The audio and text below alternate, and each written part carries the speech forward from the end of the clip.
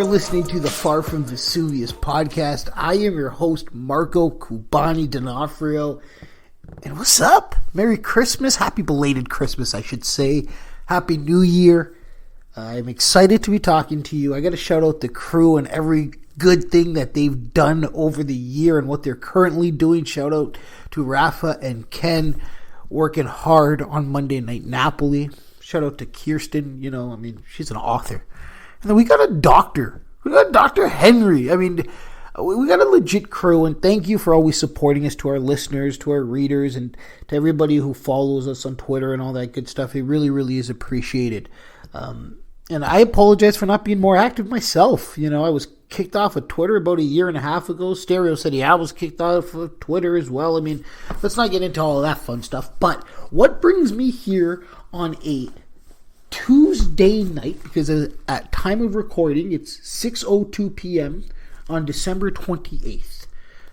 Yep, it's still a holiday technically, right? I had the day off because it was the Boxing Day owed to us, thankfully. But what brings me here is something that I never thought I would ever discuss, and I'm still not sure how I feel about, to be honest with you. And I had to legitimately wait all day to record this podcast because I wanted to get the opportunity to process the information and to really kind of comprehend what was actually going to happen and what was going down. And to be honest with you, even now that I've had the day to do so, I'm still not sure how I feel about the whole situation. Of course, I am talking about Lorenzo Insigne's potential move to Toronto FC for a whole lot of money. And when I mean a whole lot of money, I mean a whole lot of money. There have been different amounts reported. I've heard, 11.5 million euros with 4.5 million euros add-ons and additional bonuses, which seems insane. But it's Maple Leaf Sports and Entertainment, and if you don't know about the Toronto sports landscape, they own the Toronto Maple Leafs. They own Toronto FC, they own the Toronto Raptors, they own the Toronto Marlies, which is Toronto, the Leafs farm team. They also own the Toronto Argonauts of the CFL. This is a juggernaut of an organization, of a corporation that has a plethora of money and a plethora of resources, so they can throw whatever they want to at Lorenzo Insigne if they need to, and it looks like they have indeed done so. But regardless of what he is getting paid financially, the thought of Lorenzo Insigne, Napoli's captain, the man who started for the Italian national team during a summer of triumph and the victory of what was the European Championship in 2021. That Lorenzo Insigne could be lining up for Toronto FC in June. No, I just had to, kind of leave that pause for a second. I'm gonna take a sip of my coffee, and I want you to process that information for a second. Think about that.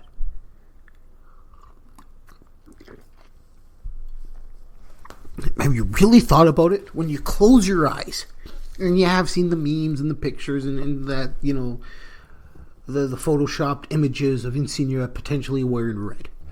When you close your eyes and really imagine it, Lorenzo Insigne at BMO Field. That's what we're talking about here. That's what we're discussing. And the truth is, as somebody who has had the amazing fortune to have worked as a beat reporter covering Toronto FC for multiple years, for multiple publications, I don't know how I feel. I really don't. I remember how I felt when Toronto FC landed Sebastian Giovinco, and it was a different situation, and it was a different circumstance. And the more I think about it, though, the more I realize that maybe it really isn't that much of a different circumstance. And we're going to come back to that for a second, but put that thought in the back of your head. But I was there during the Sebastian Giovinco press conference when he was introduced to the media. And I was there during his first game at BMO Field with Toronto FC. And I was there when he won MLS Cup with Toronto FC. I mean, I was there during that whole time. And I think about everything that Sebastian Giovinco accomplished and what he wanted to get out of coming to Toronto FC that a lot of people in Europe still don't understand. It goes beyond money. Of course, money is a huge factor. Let's not pretend it's not. It is. But it goes beyond that. There's a reason Sebastian Giovinco is so desperate to come back to Toronto FC even now. And why he still lives in Toronto now. Imagine being Lorenzo Insigne living in Napoli. Day in, day out. Imagine the weight of the world on his shoulders and the pressure that he must feel. You know, I couldn't imagine it. I couldn't picture dealing with it. I don't know if I'd want to. But even still, he doesn't want to leave. If it was up to him, he would stay in Napoli. But how can he? How can you, after winning the Euro Cup with your national team, after playing a pivotal role in that team, say, I'm willing to accept a significant pay cut? Let's be honest. It's a significant pay cut. You know what I mean? Like, it just, in my prime, it almost feels like, to me, that, I mean, it is a slap in the face, one.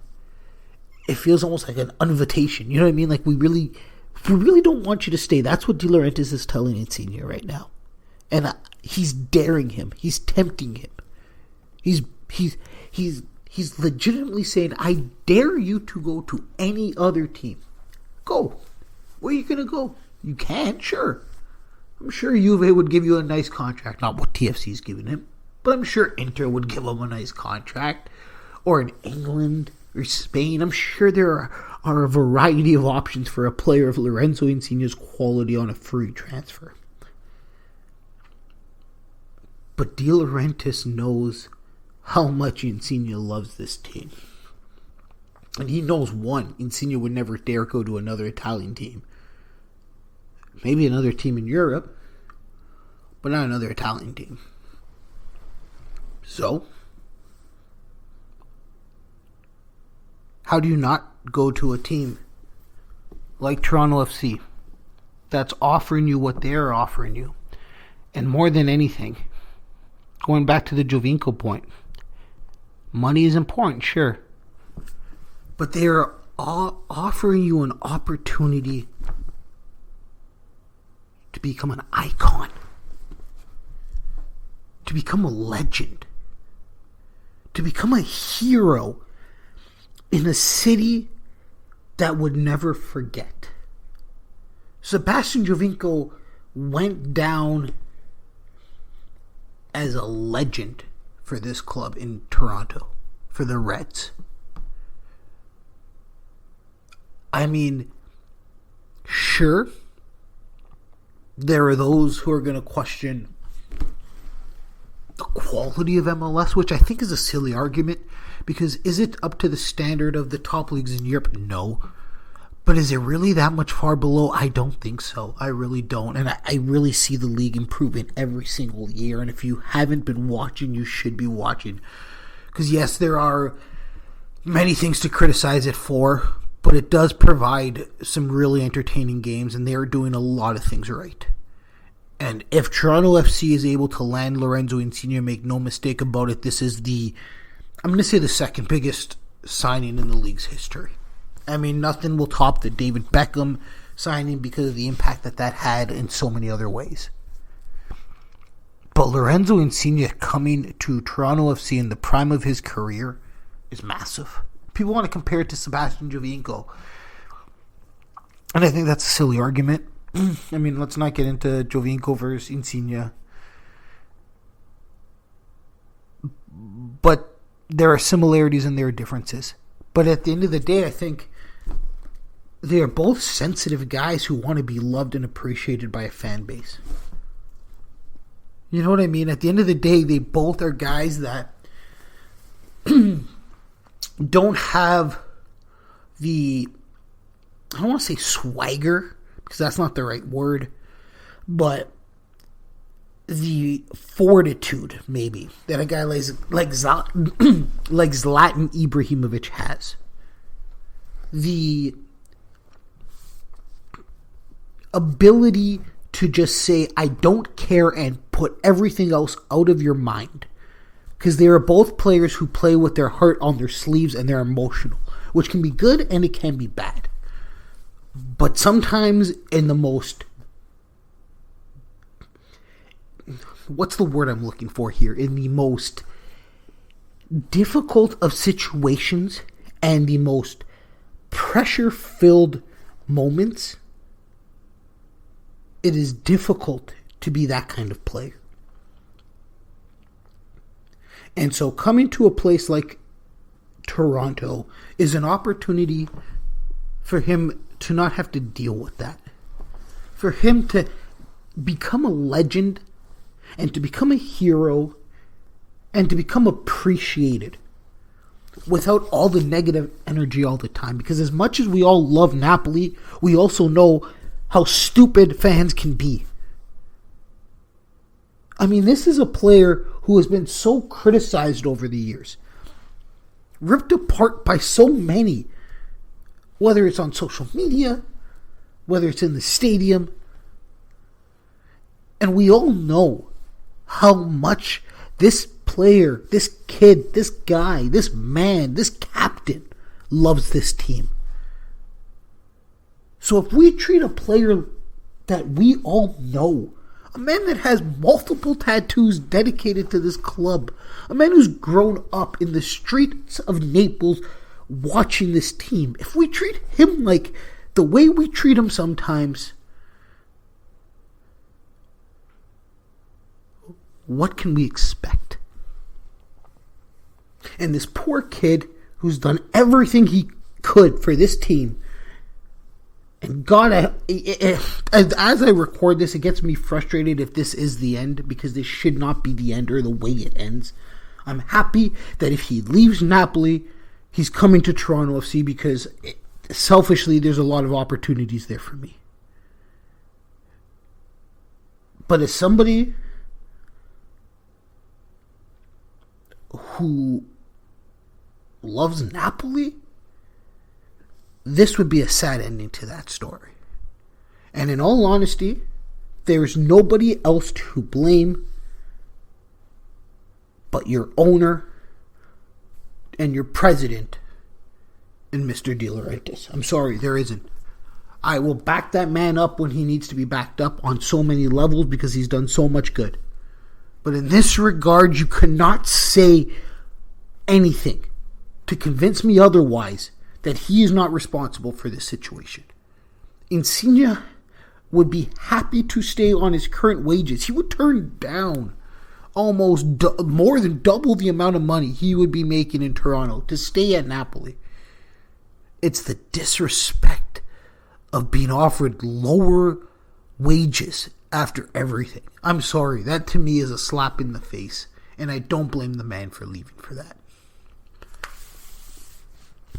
At Kubani _ on Twitter, by the way, at Far from Vesuvius. Get at us. Let us know what your thoughts are, because this is going to be a hot topic that isn't going away anytime soon, and something that people are going to need to vent about. So please let us know. Get at us. Good, bad. If you're a TFC fan listening to us for the first time, welcome. Thank you. I appreciate, you tuning in. Love covering TFC. I'm hoping to be able to cover the team again this season, especially if Insigne comes in. Now there's reports, by the way, that Belotti might be on his way to TFC as well, which honestly would not shock me. He is also a free agent. Would be making a ton of money. And who knows, maybe Jovinko comes back too, which would just be a dream for TFC fans. Who, by the way, if you haven't heard yet, or you don't know, Bob Bradley is their new coach, former American men's national team coach. Coached a variety of teams in Major League Soccer over the years, coached in England, coached in France. Michael Bradley's father, and Michael Bradley is still a member of TFC as well. So, Napoli fans, if this is the end and Lorenzo Insigne is coming to Toronto, do know he will be loved in this city. He will be adored. I mean, Sebastian Giovinco, if you don't know, go back and watch his arrival when he first touched down at Pearson Airport and the reception he got. And I mean, we all know what happened and the story he wrote in MLS. Winning an MVP individually, of course, as that's the biggest accomplishment you can do individually in the league. And then helping a team that had never made the playoffs reach 2 MLS Cup finals, winning one of them. I could just imagine what Lorenzo Insigne would be capable of doing over here. And of course, there's a large Italian community as well. And I'm sure Lorenzo has talked to Sebastian. I'm sure the two of them have had discussions about the city and why coming here would be the right decision. So we will see how this all plays out. We will see what happens going forward. It's just very, very interesting times. And again, as a fan of, of both, you know what I mean? Let's be honest. I cover both teams, but I'm a fan of both teams as well. I love watching both teams. That's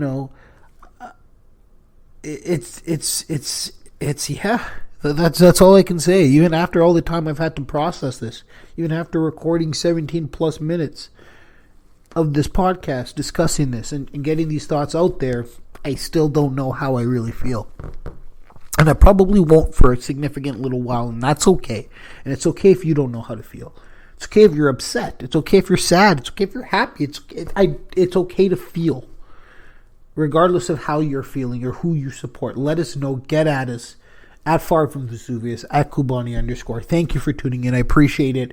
And we promise to provide you more and more information as this stuff comes down the pipeline and more information becomes readily available. So thank you as always for tuning in. We do appreciate it. And BOTH Napoli.